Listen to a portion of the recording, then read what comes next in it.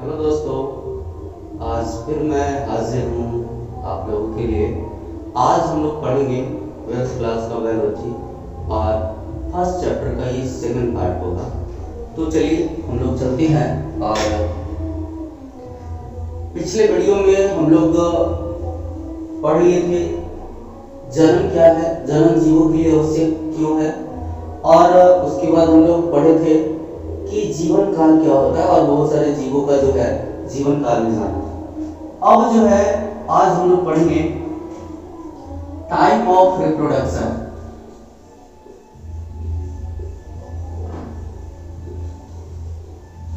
Type of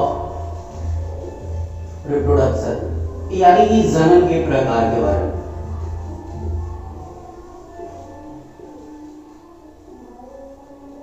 जनन का प्रकार चलिएगा, तो ध्यान दीजिएगा। बताया जाता है कि जनन मुख्यतः दो प्रकार की होती है। पहला लैंगिक जनन,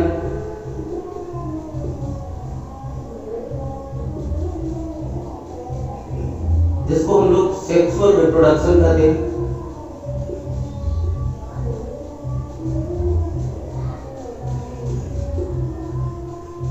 और दूसरा जो है याद रखिएगा, दूसरा जो है अलैंगिक जनन।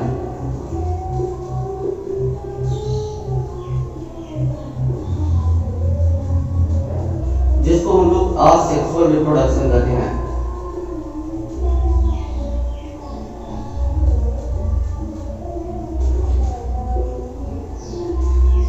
चलिएगा, तो ये जनन का प्रकार है। आप इसे स्क्रीनशॉट भी ले सकते हैं कि जनन कितने प्रकार की होती है। तो जनन दो प्रकार की होती है, लैंगिक जनन और अलैंगिक जनन। अब बात यहाँ पर ये करते हैं, देखिएगा लैंगिक जनन और अलैंगिक जनन दोनों काफी जो है लॉन्ग मतलब है। ऐसा नहीं है कि कोई जो है छोटा और एक बड़ा है, और दोनों काफी लंबा है। सबसे पहले हम लोग जो है दोनों का डेफिनेशन जानेंगे, और उसके बाद जो है हम लोग लैंगिक जनन और अलैंगिक जनन में अंतर जान लेंगे, और उसके बाद जो है हम शुरुआत करेंगे पहले अलैंगिक जनन से, और उसके बाद जो है हम लोग पहले पढ़ेंगे अलैंगिक जनन के प्रकार। तो चलिए शुरू करते हैं। सबसे पहले जो है हम लोग अंतर जानते हैं या डेफिनेशन जानते हैं कि अलैंगिक जनन और लैंगिक जनन किसे कहते हैं।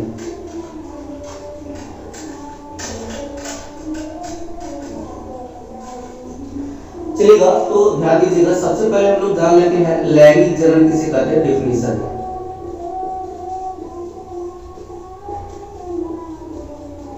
जिसको हम लोग सेक्सुअल रिप्रोडक्शन बोलते हैं। अब बात यहाँ पर यह आती है कि लैंगिक जनन क्या होता है। तो याद रखिएगा, ये जो है लैंगिक जनन जनन का एक प्रकार है। तो हम लोग बोल सकते हैं जनन का वैसा प्रकार, जनन का वैसा प्रकार जिसमें नर एवं मादा भाग लेता है, जिसमें नर एवं मादा भाग लेता है, एवं निषेचन की क्रिया भी होती है। यानी कि लैंगिक जनन में नर एवं मादा भाग लेगा और निषेचन की भी क्रिया होगी, तो उसे हम लोग लैंगिक जनन कहते हैं। कहने का मतलब है कि लैंगिक जनन जो है बाई पैरेंटल होता है, यानी कि मतलब लैंगिक जनन में जो है दो जनक भाग लेते हैं, एक नर और दूसरा जो है मादा। बहुत बार ऑब्जेक्टिव में भी पूछा जाता है निम्न में कौन सा जनन जो है बाई पैरेंटल होता है। तो याद रखिएगा लैंगिक जनन जो है बाई पैरेंटल होता है।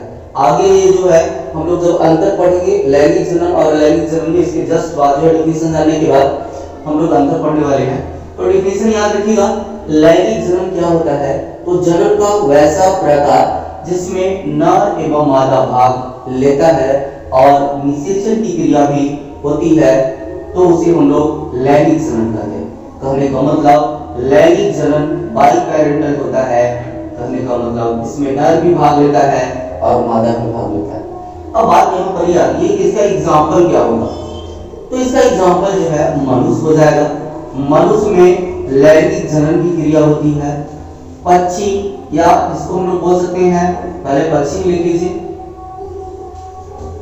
या जितना भी स्तनधारी है, स्तनधारी का मतलब होता है कि जो जीव अपने बच्चे को दूध पिलाता है, तो उसको स्तनधारी के अंतर्गत रखा गया। मनुष्य भी स्तनधारी के अंतर्गत ही आता है। गाय, भैंस, बकरी ये सब जो है अपने बच्चे को दूध पिलाते हैं। तो ये सारे के सारे जो है स्तनधारी में आते हैं। और स्तनधारी में लैंगिक जनन की क्रिया होती है। जितना भी पक्षी है और जितना भी जानवर हो गया, चाहे जंगली जानवर हो चाहे पालतू जानवर हो, सब में लैंगिक जनन की क्रिया होती है। ये चीजें याद रखो। और यहाँ पे लैंगिक जनन समाप्त होता है। अब जो है अलैंगिक जनन का हम लोग डेफिनेशन जान लेते हैं।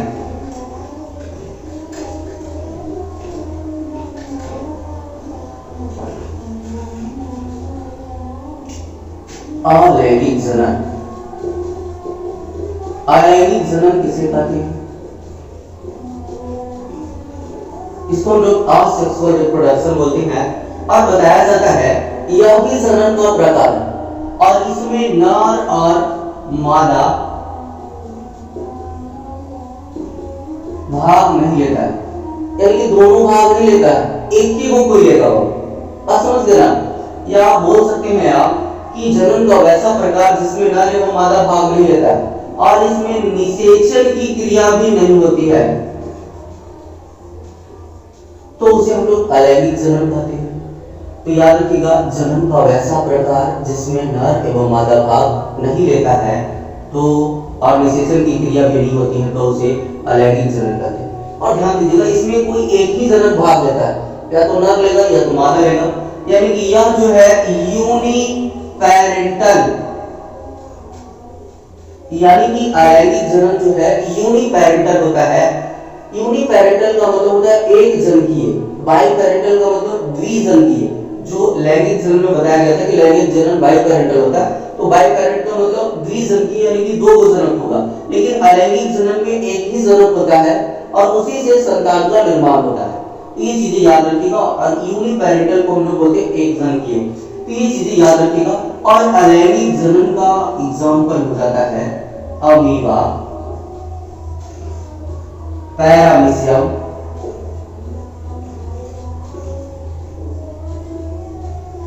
यूग्लिना,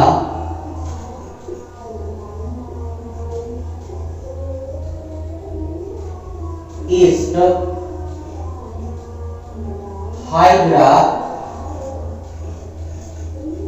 क्लेमाइडोमोनास,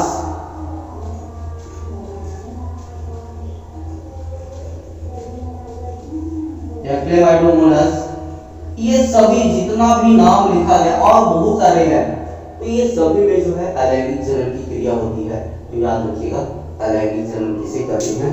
तो जनन का वैसा प्रकार जिसमें नर एवं मादा भाग न लेता है और न ही निषेचन की क्रिया होती है, तो उसे अलैंगिक जनन। और अलैंगिक जनन यूनिपेरेंटल होता है, यानी कि एक जनकीय होता है।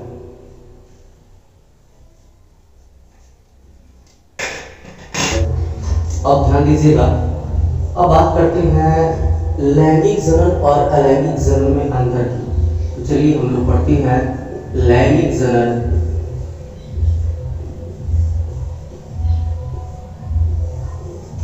और अलैंगिक जनन में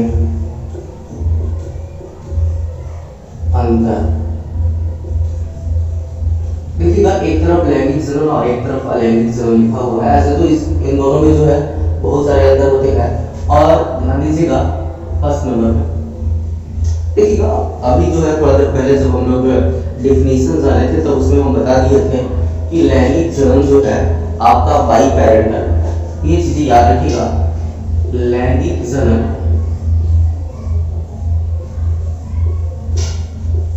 बाइपेरेंटल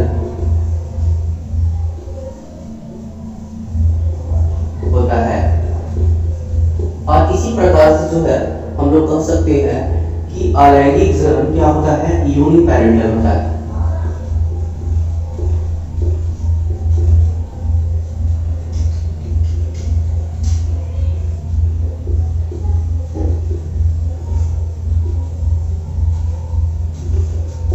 चलिए, और ये हो गया आपका पहला अंतर। दूसरा नंबर में जो है हम लोग बोल सकते हैं कि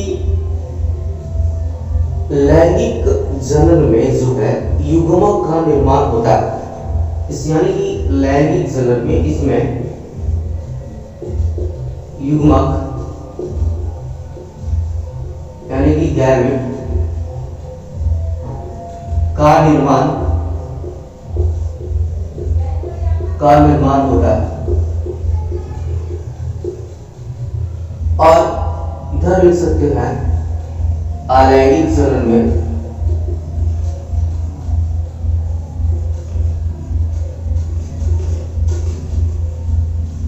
गैमेट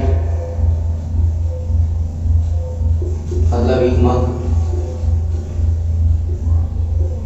का निर्माण नहीं होता।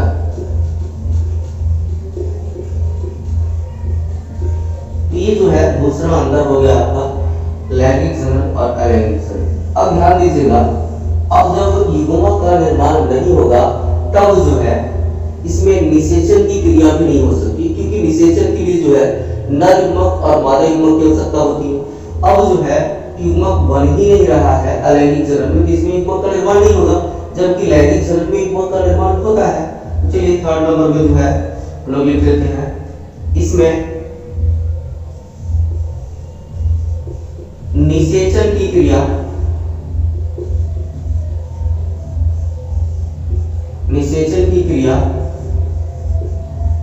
होती है।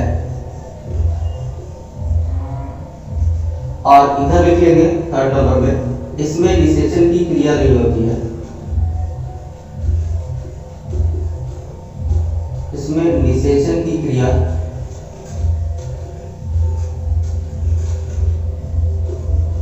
नहीं होती। तो ये तीसरा अंतर। चौथा अंतर हम लोग जान लेते हैं क्या होगा। अब ध्यान दीजिएगा, जब निषेचन की क्रिया नहीं हो रहा है तब युग्मनज का भी निर्माण इसमें नहीं होगा, लेकिन लैंगिक जनन में तो जो है निषेचन की क्रिया हो रही है, तो निषेचन के पश्चात किसका निर्माण होता है, तो युग्मनज का निर्माण होता है। यानी कि इसमें युग्मनज का निर्माण होता है। लेकिन इधर जो है हम क्या लिख लेंगे, इसमें युग्मनज का निर्माण मानस को हम लोग जाइगोट बोलते हैं इंग्लिश में।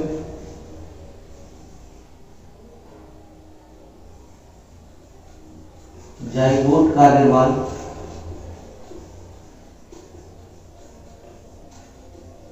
नहीं होता है। तो ये जो है चौथा अंतर हो गया। इसी प्रकार से जो है पांचवा अंतर भी हम लोग जान लेते हैं। बताया जाता है कि लैंगिक जनन जो है इसके द्वारा जो उत्पन्न संतान होता है वो आकारिकी एवं आनुवंशिकी रूप से समान नहीं होता, कुछ न कुछ उसमें अंतर होता है। तो हम लोग लिख भी सकते हैं कि लैंगिक जनन के द्वारा उत्पन्न संतान आकारिकी एवं आनुवंशिकी रूप से समान नहीं होता है, यानी कि जेनेटिकली एवं मॉर्फोलॉजिकली जो है इसका संतान जो है अपने पेरेंट के समान नहीं होता है। लेकिन लैंगिक जनन में जो है जो संतान होता है वो अपने पेरेंट के एकदम समान होता है। तो ये भी अंतर हो सकता है। और भी हो सकता है, जैसे कि हम लोग बोल सकते हैं कि लैंगिक जनन जो है जनन की एक धीमी प्रक्रिया है, या जनन की एक जटिल प्रक्रिया भी बोल सकते हैं, या धीमी प्रक्रिया है। जनन की धीमी मतलब काफी धीमी होती है, मतलब इसमें काफी टाइम लग जाता है लैंगिक जनन में, लेकिन अलैंगिक जनन काफी तेज गति से होती है लैंगिक जनन की तुलना में। ये भी हम बोल सकते हैं कि मतलब वो लैंगिक जनन जो है एक धीमी प्रक्रिया है और अलैंगिक जनन एक तेज प्रक्रिया है। लैंगिक जनन जो है बताया जाता है कि यह एक जटिल प्रक्रिया होता है जनन की, और अलैंगिक जनन की एक सरल प्रक्रिया है। तो इसी प्रकार से और भी बहुत सारे अंतर हो सकते हैं। एक और अंतर है, जैसे कि आप बोल सकते हैं कि लैंगिक जनन में जो है पेरेंट का अस्तित्व होता है। लैंगिक जनन में पेरेंट का अस्तित्व होता है, जैसे कि कोई लैंगिक जनन की क्रिया करे, जैसे कि हम लोग के माता पिता हैं, हमारे पेरेंट का अस्तित्व है। लेकिन देखिएगा अमीबा में क्या होता है कि जब अमीबा जो है जब चरम सीमा पे पहुंच जाता है, लगता है कि अब हम जो है मर जाएंगे, तब क्या होता है कि अमीबा अपने आप को बीच से डिवाइड कर देता है खुद को, और यह भी अमीबा बन गया, यह भी अमीबा बन गया। अब बताइएगा इसका पेरेंट कहाँ गया? पेरेंट तो है नहीं, तो हम लोग बोल सकते हैं कि अलैंगिक जनन में जो है, अलैंगिक जनन में पेरेंट का अस्तित्व नहीं होता है, लेकिन लैंगिक जनन में पेरेंट का अस्तित्व होता है। तो ये था लैंगिक जनन और अलैंगिक जनन में अंतर। और भी बहुत सारे अंतर होते हैं, लेकिन इतना जो है अंतर जरूर याद रखना है। चलिएगा, इसके बाद हम लोग पढ़ते हैं क्लोन के बारे में जानते हैं। क्लोन क्या है?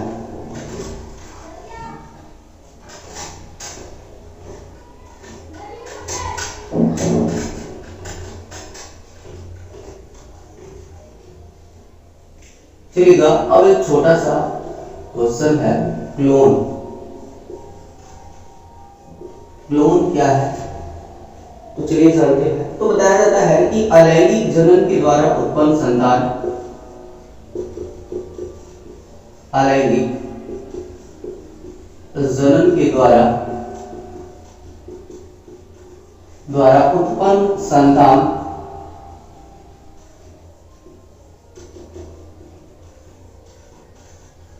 अपने जनक के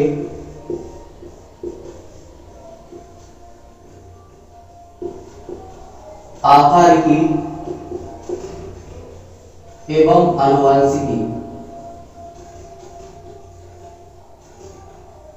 आकार की एवं आनुवंशिकी रूप से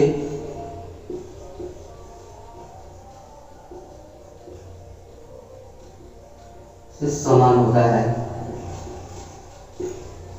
तो उसे हम लोग क्लोन कहते हैं। कहने का मतलब ये है, हम क्या बोल रहे हैं कि अलैंगिक जनन के द्वारा उत्पन्न संतान, यानी कि जो भी संतान उत्पन्न हुआ है वो अलैंगिक जनन के द्वारा उत्पन्न हुआ है, और वो संतान जो है अपने जनक के, यानी कि जो इसको जन्म दिया वो अपने जनक के आकार, यानी कि आकार में क्या होता है? समान होता है। और आकार की एवं, यहाँ पे एवं होगा, आकार की एवं आनुवंशिकी। आनुवंशिकी का मतलब जेनेटिकली रूप से, यानी कि उसके अंदर जो भी आनुवंशिक गुण है वो उसके पेरेंट से एकदम मिलता जुलता है, तब जो है हम लोग बोल सकते हैं कि उसे क्लोन कहते हैं। यानी मतलब अलैंगिक जनन के द्वारा उत्पन्न संतान अपने जनक के आकार की एवं आनुवंशिक रूप से समान होता है, तो उसे हम लोग क्लोन कहते हैं। ये क्लोन का डिफिनेशन था। अब जो है हम लोग पढ़ने वाले हैं अलैंगिक जनन। सबसे पहले हम लोग पढ़ेंगे असेक्सुअल रिप्रोडक्शन।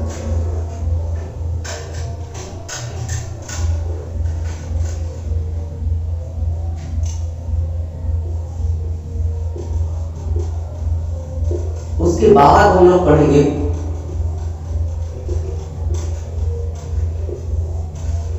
जिसको हम लोग अलैंगिक जनन कहते हैं।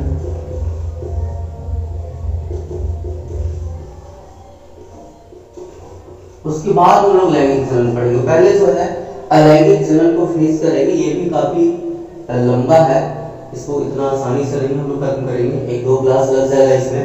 चलिएगा, अभी पढ़ते हैं अलैंगिक जनन। और हम लोग जानते हैं अलैंगिक जनन के प्रकार, यानी कि अलैंगिक जनन जो है निम्नलिखित प्रकार के होता है। ऐसा नहीं कि 2, 4, 10 प्रकार के, ये जो है निम्नलिखित प्रकार के, कोई जो है आपको 5 प्रकार के पढ़ाएगा, कोई 10 प्रकार के भी पढ़ा सकता है। हम देखिए कितना पढ़ाते हैं, पहले नाम लिखेंगे उसके बारे में। तो हम लोग सबसे पहले लिख सकते हैं कि अलैंगिक जनन, अलैंगिक जनन निम्नलिखित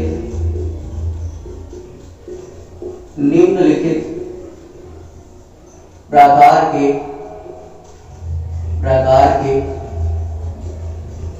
होते हैं। चलिए, अब जो है हम लोग सबसे पहला करेंगे अलैंगिक जनन का सबसे पहला प्रकार कौन सा है? तो याद रखिएगा, अलैंगिक जनन का सबसे पहला जो प्रकार है वो है आपका मुकुलन। सबसे पहले हम लोग पढ़ेंगे मुकुलन के बारे में। दूसरा जो है इसको हम लोग बोलते हैं विखंडन। तीसरा जो है इसको बोलते हैं अपखंडन, या इसको खंडन भी बोलते हैं। चौथा जो है इसको हम लोग बोलते हैं पुनर्जनन। पांचवा जो है हम लोग बोल सकते हैं बीजाणु जनन।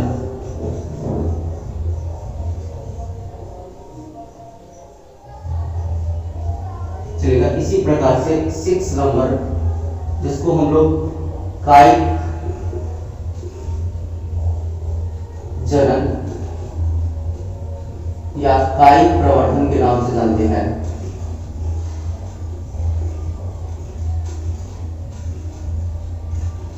ये हो गया आपका 6 नंबर। 7 नंबर में हम लोग पढ़ेंगे क्या उत्तक संवर्धन।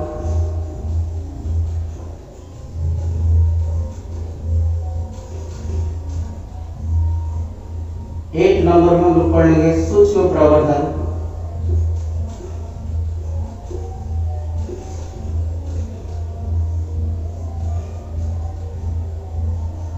और बस अभी जो है एक ही रहने दीजिए।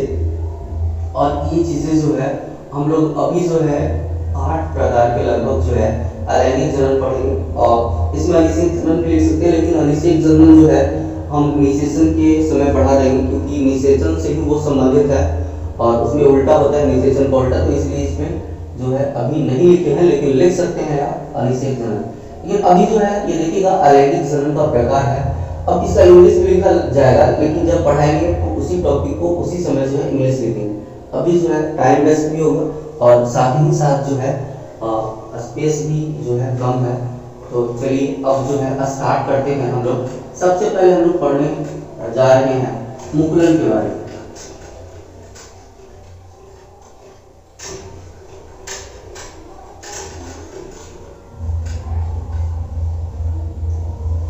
देखिएगा मुकुलन जिसको हम लोग बडिंग बोलते हैं।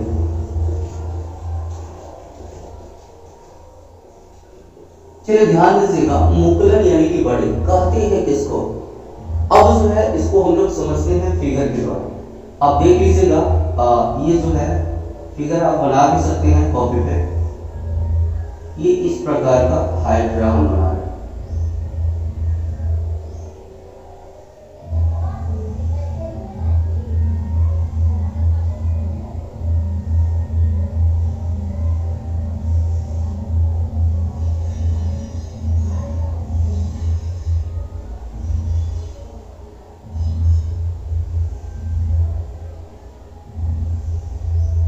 तो ये जो है आपका हाइड्रा हो गया।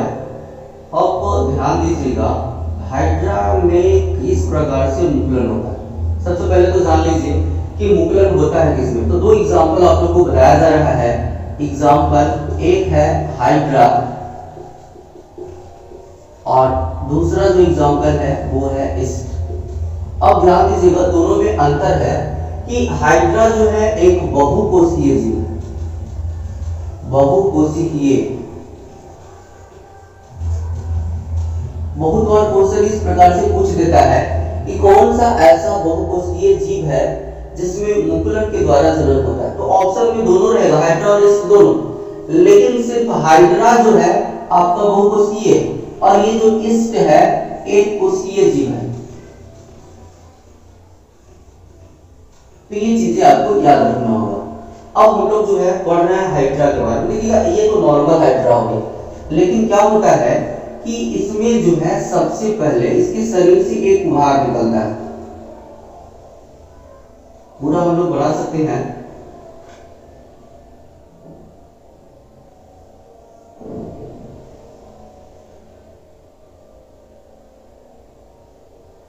अब इस प्रकार से जो है वो भाग निकला है जिसको हम लोग बर्ड बोलते हैं।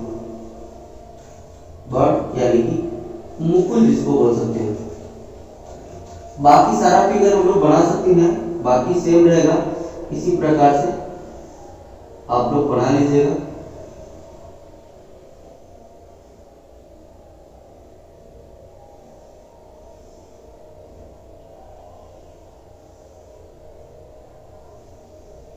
तो ये हो गया आपका, देखिए मुकुल निकल चुका है।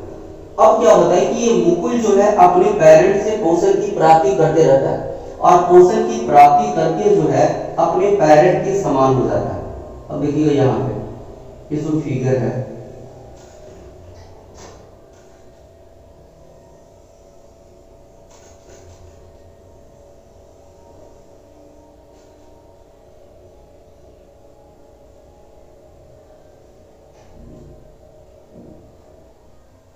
इस प्रकार से जो है अब ये बड़ा हो चुका है। अब ये भी जो है समझ लीजिए कि एक हाइड्रा बन चुका है। अब इस प्रकार से ये भी हाइड्रा बन रहा है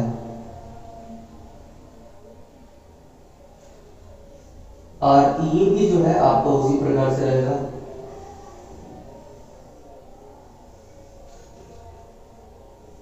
जल्दीबाजी में बना देते हैं क्योंकि काफी वीडियो लॉन्ग हो जाएगा फिर। तो देखिएगा इस प्रकार से हाइड्रा फिर हो जाता है, यानी कि इस प्रकार से हो गया और फिर अंत में जो है दोनों अलग हो जाएगा इस प्रकार से, ये भी अलग और एक और हाइड्रा।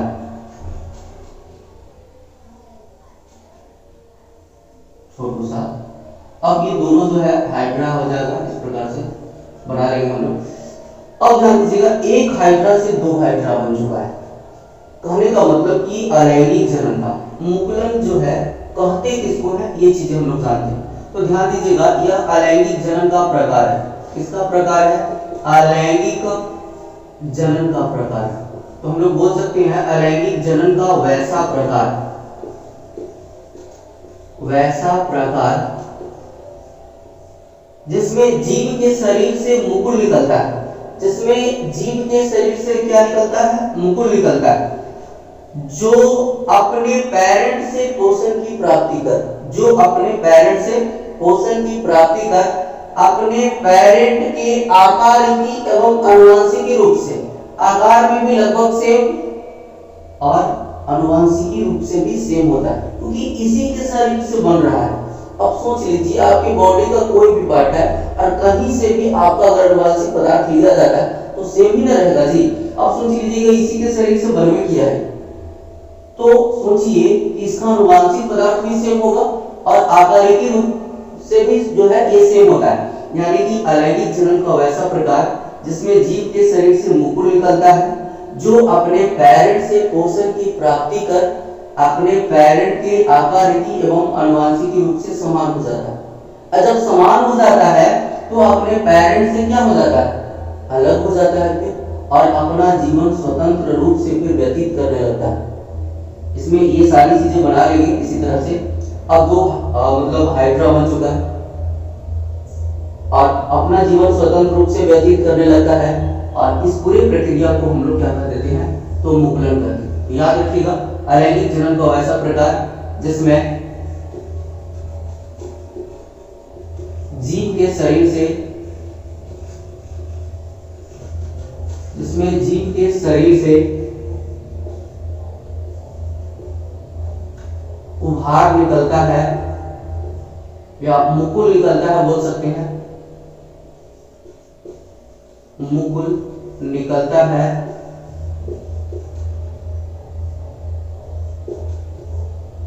मुकुल निकलता है जो अपने पेरेंट से, पेरेंट का मतलब होता है जन्म, जो अपने पेरेंट से पोषण की प्राप्ति कर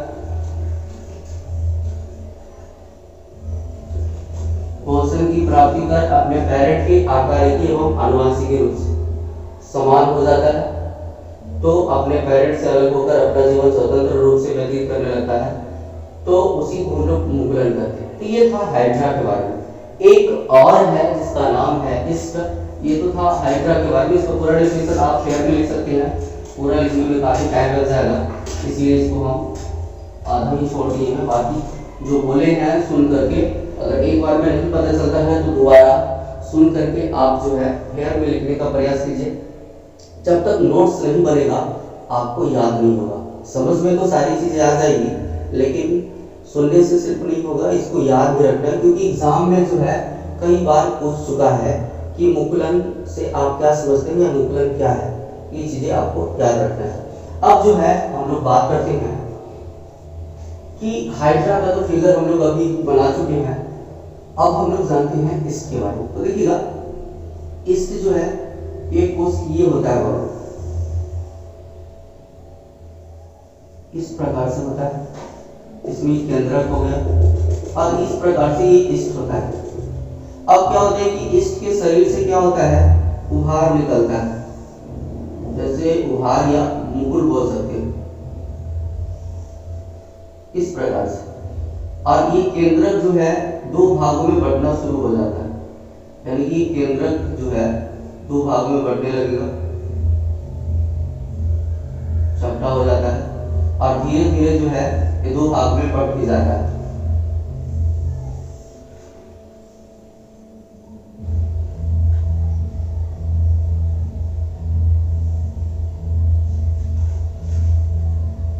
इस प्रकार से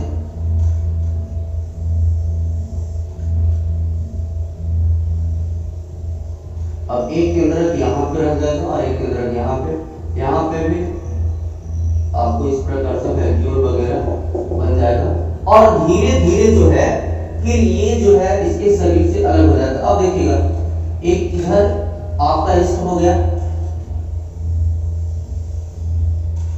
ये आपका इष्ट समझ लीजिए हो गया, और एक और बना लीजिए और ये भी इष्ट ही है। तो ये जो दो इष्ट बना वो कैसे बना, सबसे पहले शरीर के ये जो है इसके शरीर से जो है मुकुल निकलता है, जिसको हम लोग बर्ड बोलते हैं, बर्ड यानी कि मुकुल।